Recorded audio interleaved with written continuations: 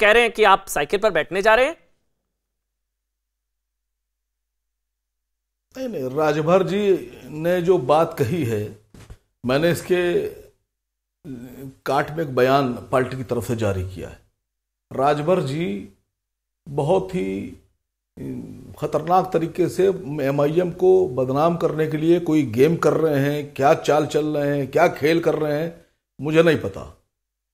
मैं उत्तर प्रदेश का अपनी पार्टी का प्रभारी भी हूं, मैं राष्ट्रीय प्रवक्ता भी हूं। मेरे राष्ट्रीय अध्यक्ष ने मुझे जिम्मेदारी सौंपी है अलायंस की। हमसे तो बात नहीं कर रहे हैं, हमारे राष्ट्रीय अध्यक्ष से बात नहीं हो रही है। राजभर साहब बताएं किससे बात कर रहे हैं? हमारी पार्टी में कौन ऐसा व्यक्ति है जिससे उनकी बात चल रही है? दूसरी बात, राजभर जी ने 10, 12, 15 सीट भी कह दी कि एमआईएम को दे रहे हैं।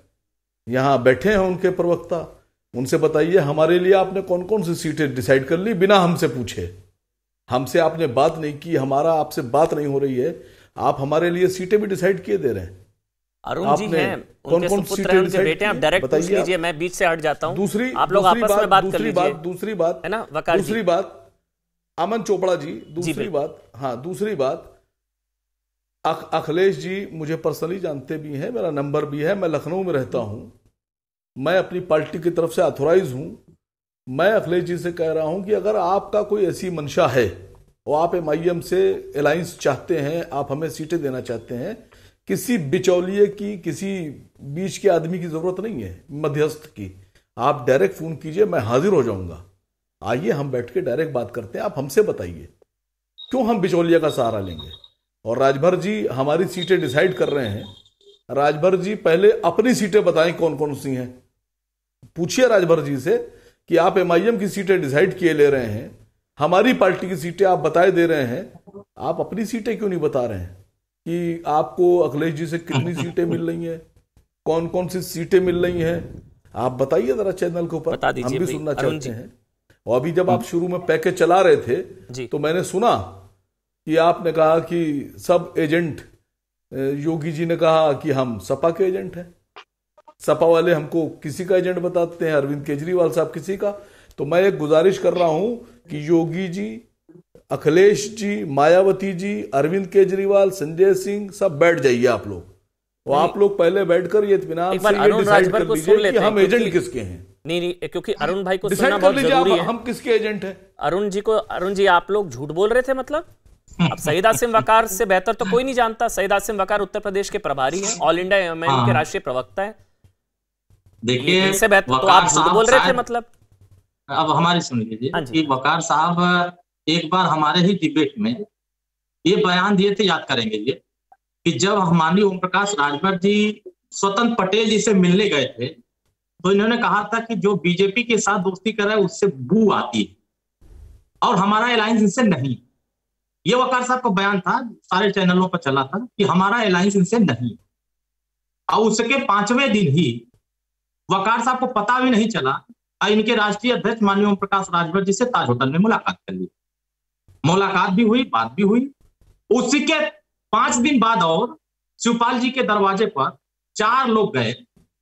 माननीय ओम प्रकाश राजभर, शिवपाल जी थे, चंद्रशेखर रावण थे और एक और थे। वो बैठक थी। बैठक में तय हुआ कि 10 अक्टूबर तक तय हो जाए कि कौन किसके साथ जाएगा। यह जिम्मेदारी माननीय शिवपाल जी को दिया गया और माननीय शिवपाल जी ने कहा हम 10 दिसंबर तक फाइनल कर लेंगे कि हम सपा के साथ जाएंगे या अकेले जाएंगे। वकार साहब को यह भी पता नहीं होगा कि वो अंदर बात क्या हुई और 10 अक्टूबर तक फैसला क्या हुआ। लेकिन इन्होंने मुझसे पहले बयान दे दिया था कि हम ओम प्रकाश राजभर जी के मोर्चे में बू आ रही। आप तो फिर ताज होटल में भी बैठ के चाय पी रहे थे। खैर हम इस पे नहीं जाना चाहते। माननीय ओम प्रकाश राजभर जी ने स्पष्ट कहा है कि जो लोग भी भारतीय जनता पार्टी को हराना चाहते हैं, 100 सीट न लड़ने की बजाय वो 10 सीट, 5 सीट, 8 सीट लड़े और 8 सीट, 10 सीट जीते, ताकि भारतीय जनता पार्टी को हराया जा सके अपनी कुवत के हिसाब से। ये कहा कि अपनी कुवत के हिसाब से। हम पूर्वांचल की राजनीति में थे, नहीं, हम अपनी कुवत के हिसाब से राजनीति किए। हमने अपना अरुण जी एक मिनट। अरुण जी, कोई बात हुई है, मुलाकात हुई है, बातचीत हुई है? मुझे बस उस पॉइंट पे रहना है, क्योंकि सईद आसिम वकार की नॉलेज में नहीं है और वो उत्तर प्रदेश के प्रभारी हैं, वो झूठ नहीं बोलेंगे। या तो आप लोग झूठ बोल रहे हैं या इनको पता नहीं है ओवैसी जी मिल ली है? मुझे बताइए, क्या कोई मुलाकात हुई है, पेशकश हुई है, सच बताइए आज। देखिए, क्योंकि हो सकता है कुछ नहीं पता होगा। सामने कह रहा हूं, मैं तो जो बातें कहा कि जब माननीय ओवैसी जी से मुलाकात हुई, उससे पहले इन्होंने गठबंधन तोड़ लिया था। बोले ये कि नहीं हमने तोड़ा था, हम आ रही थी हमारे गठबंधन से, और उसके बाद ये मुलाकात किए शिवपाल जी के दरवाजे पर जाकर के।